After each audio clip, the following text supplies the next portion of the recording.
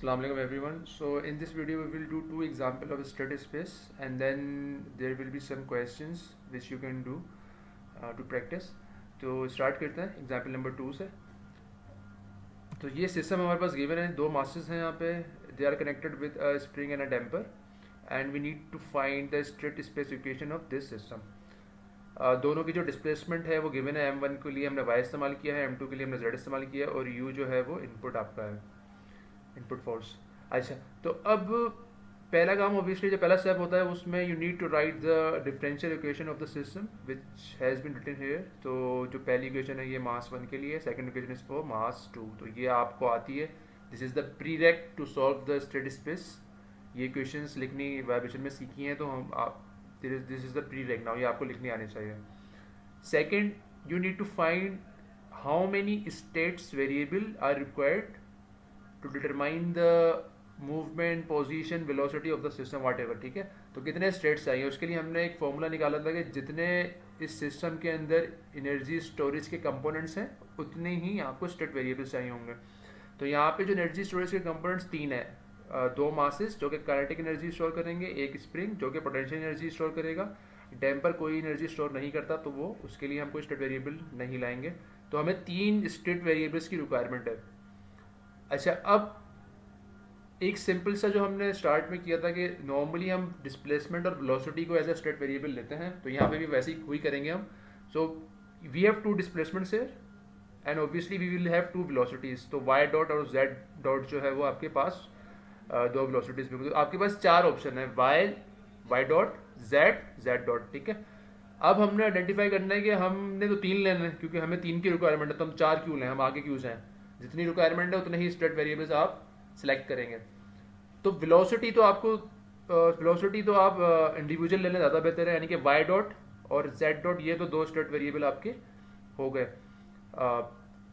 Displacement में आप ये ले सकते हैं कि आप इन दोनों का डिफरेंस ले सकते हैं. फॉर एग्जांपल आप वाई माइनस जेड ले सकते हैं. तो हम क्या कर रहे हैं यहाँ पे डिस्प्लेसमेंट में हम जो है डिफरेंस ले रहे हैं. तो यहाँ पे तीन एनर्जी स्टोरेज के कंपोनेंट्स हैं और उतने ही हमने स्टेट वेरिएबल डिफाइन किया. तो पहला जो state variable x1 is the difference between y minus z. Second state variable is just the velocity of mass 1 which is y dot. Third state variable is just the velocity of mass 2 which is z dot. अच्छा, अब ये जो x1 हमने लिया हुआ है, y minus z क्यों लिया है?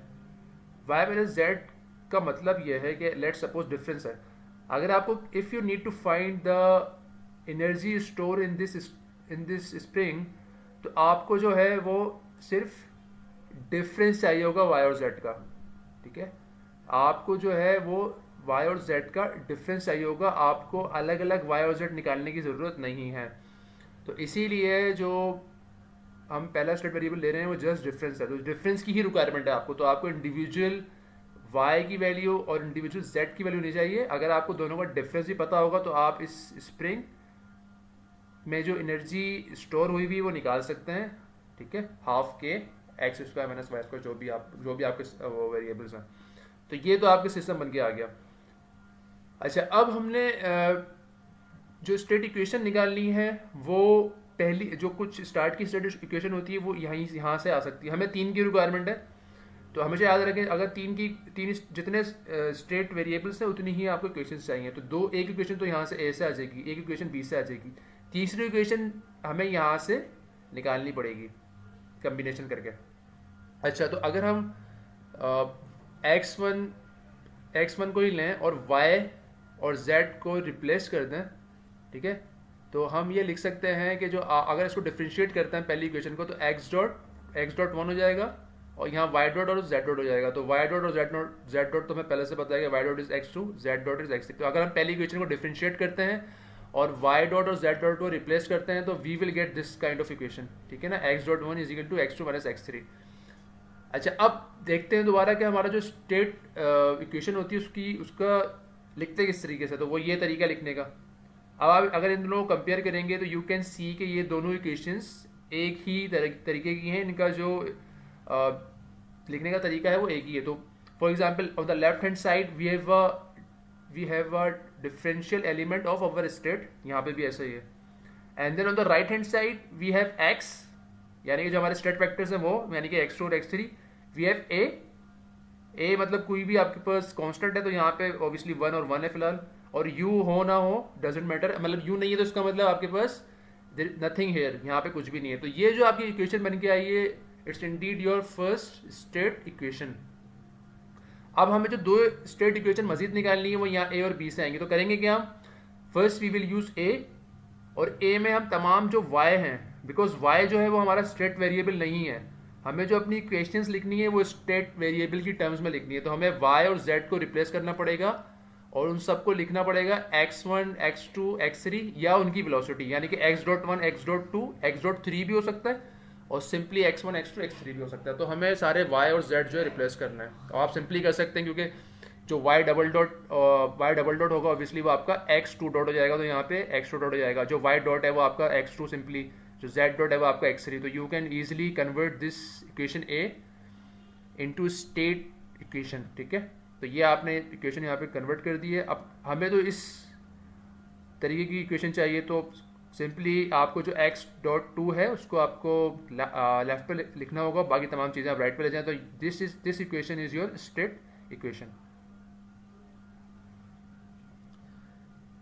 For the third state equation obviously you will use equation B, और सिमिलर वही काम करना है, अपने तमाम z और y जो आपके पास टर्म्स हैं उसको रिप्लेस करना है और उन तमाम को आपने स्टेट वेरिएबल की टर्म में लिखना है, ठीक है। तो आप for example z double dot क्या हो जाएगा, it must be x3 dot, ठीक है। तो ये आप तमाम चीज़ें रिप्लेस कर सकते हैं और एग्जैक्टली यही काम करना है, तो आपके पास जो तीसरी स्टेट इक्वेशन है वो भी आ जाएगी। तो यहाँ तक तो हमारा ये काम खत्म हो गया कि हमने स्टेट इक्वेशन निकालनी है, अब हमने सिर्फ मैट्रिक्स के अंदर डालना है। तो this is your first state equation, this is your second state equation, this is your third state equation. और अगर आप इस जनरल टर्म से इन दोनों को कंपेयर करेंगे तो यू कैन सी बिल्कुल जो है ये सिमिलर है, क्योंकि लेफ्ट हैंड साइड पे आपके पास स्टेट वेरिएबल का डेरिवेटिव है, यहाँ पर भी ऐसा ही है, और राइट हैंड साइड पे आपके पास कुछ टर्म्स x की आ रही हैं, फॉर एग्जांपल x2 और x3, और कुछ u की टर्म आ रही है। तो यहाँ पे u की टर्म कोई भी नहीं आ रही है क्योंकि m1 के ऊपर u अप्लाई नहीं हो रहा है, तो there is no u term in this equation which is coming from the mass 1 equation, but in mass 2 equation there is a u term, क्योंकि उस पर u अप्लाई हो रहा है, उसी पर u अप्लाई हो रहा है जो m2 है आपका।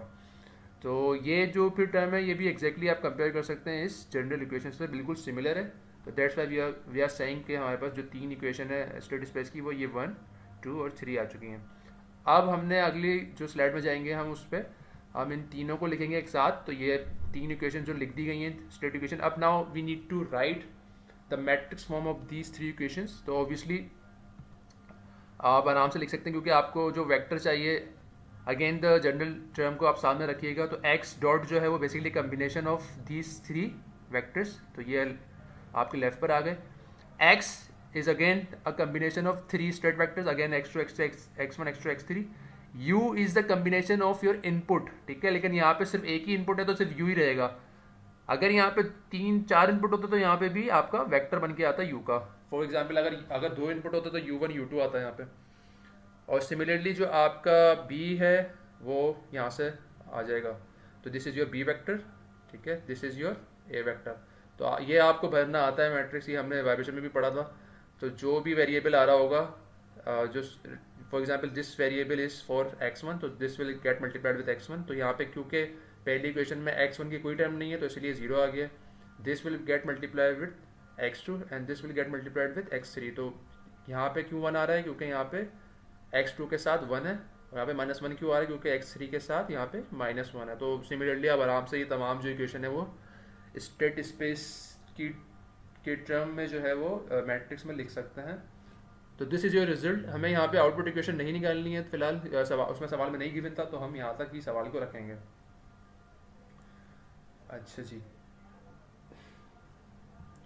तो ये तो यहाँ ख़त्म हुआ है। अब जो अगला जो एग्जाम्पल है उसको हम देखेंगे।